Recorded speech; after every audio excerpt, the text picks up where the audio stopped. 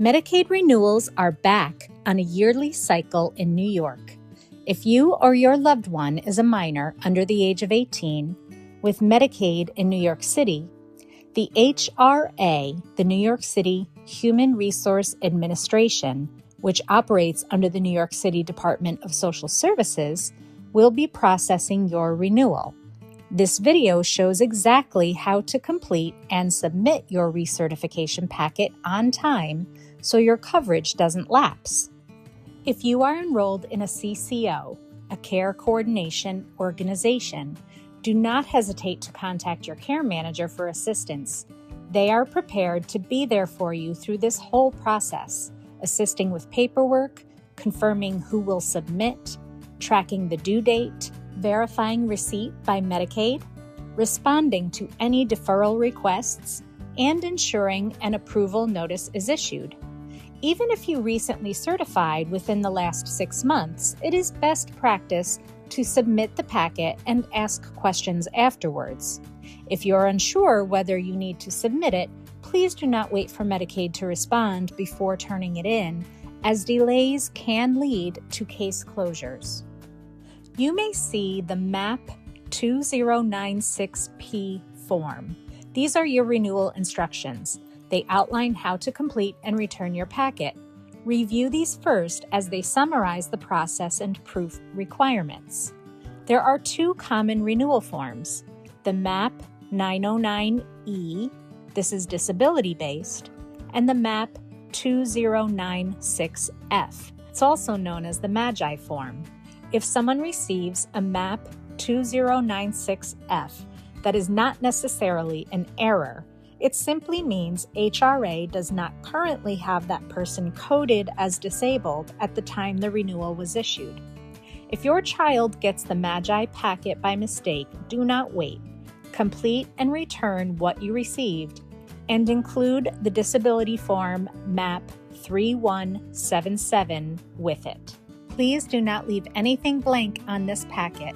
If something does not apply, just answer no or write NA for not applicable to show Medicaid that the section was addressed and not missed. We'll review MAP 3177 in greater detail shortly. This is your official renewal notice. It shows your case number in the top right corner. When contacting Medicaid directly, they may ask for this number to locate and verify the case. The due date also appears in bold.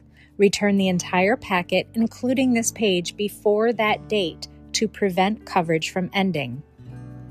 Page 2 requests household information and asks for the names of family members included in the case. Since this renewal is specifically for a child and they are the only person renewing their Medicaid coverage, only the child's name should be entered in this section. If HRA already has the Social Security number on file, it will indicate that. Otherwise, please provide it. Confirm the Medicaid member's address, and if unchanged, check No Change. If the child is enrolled in a care coordination organization, please consider adding your care manager's local office address for secondary notices and added protection. For children, the housing and rent payment line does not apply. You can simply write NA for not applicable -child. Section 3 covers Medicare. Medicare usually does not apply to children, so you can simply write NA here. Section 4 covers other insurance. If the child has been added to a new private plan, please make sure to report the new coverage and include details about the new insurance plan. You must enter how much the parent pays each month for the cost of the premium. In some cases, if Medicaid determines that the private plan is cost-effective, they may reimburse the parent for the cost of that insurance premium. Only Medicaid can decide this, so they need complete and accurate information to make the determination. When returning the recertification, please provide a pay stub showing the insurance premium deduction, and a summary of the plan benefits, often called an SBC, Summary of Benefits and Coverage. and also please include a copy of the new insurance card. Section 5 covers income. Report all income for the child and both parents, even if your child is in the OPWDD HCBS waiver and parental income will be disregarded.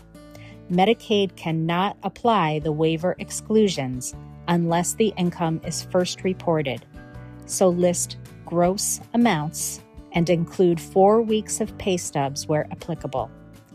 Do not leave this blank and do not write waiver in place of income.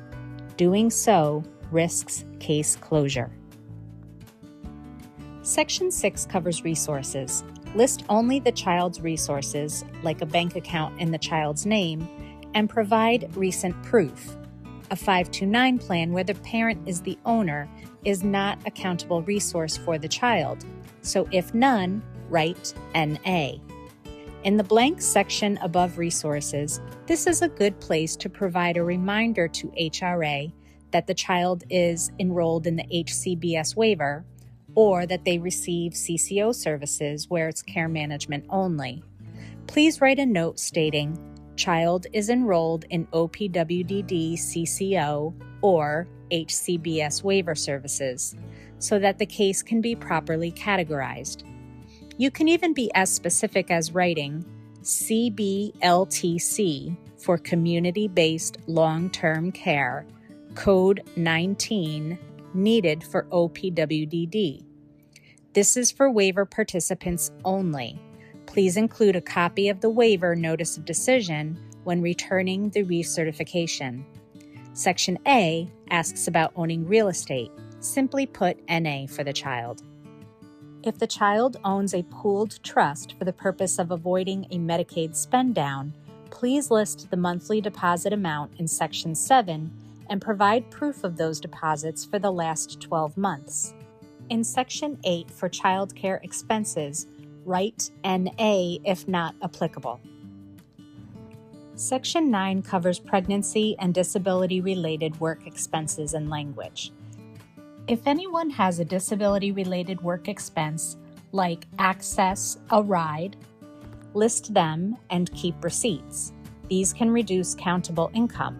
You can also request accessible notice formats, large print, audio, CD, data CD, Braille, and specify your spoken and written language. HRA notices are available in multiple languages including English, Spanish, Arabic, Chinese, Haitian Creole, Korean, Russian, Bengali, French, Polish, and Urdu. Page 7. Please make sure the Medicaid member or parent signs here. Unsigned packets will not be processed. The financial maintenance at renewal form is only required if the Medicaid member's share of housing costs is more than 70% of their gross monthly income. For children under 18, write NA for not applicable - child. The MAP 3177 Disability Determination Request Form. This form must be completed and submitted with the recertification packet for any child who is not receiving SSI. The only people under age 18 who do not need to complete this form are those who are already receiving SSI. Please note, if the child receiving Medicaid is not receiving SSI and did not receive this form with their packet, the MAP 3177 form can be easily located online by searching MAP-3177, or your care manager can provide a blank copy upon request. We strongly recommend completing and including this form. Submitting the MAP 3177 prompts HRA to refer the case for state disability review. You'll receive additional questionnaires. Return them promptly. Once the state issues a disability finding, it typically remains valid for several years, so don't worry, you will not need to repeat this step every renewal. The Medicaid recertification process for children is not meant to be overly complicated. The key to a smooth renewal is providing complete and accurate information up front.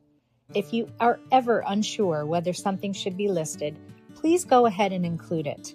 Medicaid will make the final determination. You cannot provide too much information. If something is not needed, Medicaid simply will disregard it. However, underreporting can lead to requests for additional documentation, which often can cause unnecessary delays and can put coverage at risk.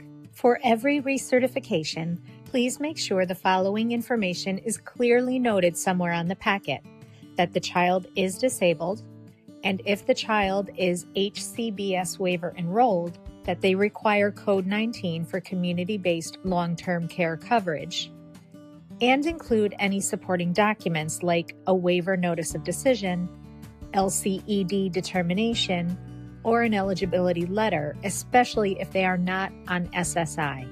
Make sure you sign and date the renewal, as unsigned forms will not be processed. Be sure to mail or deliver the packet by the due date to the address shown. Keep your copies and watch your mail for either approval or a request for more information, and respond quickly to avoid gaps. This process moves faster when everything is complete and clear the first time. If you receive a deferral or a request for more information, respond before the deadline with exactly what is requested. Thank you for watching. If you have any questions or need follow-up support, please reach out to your care coordination organization or care manager for further assistance. Thank you, and enjoy your day.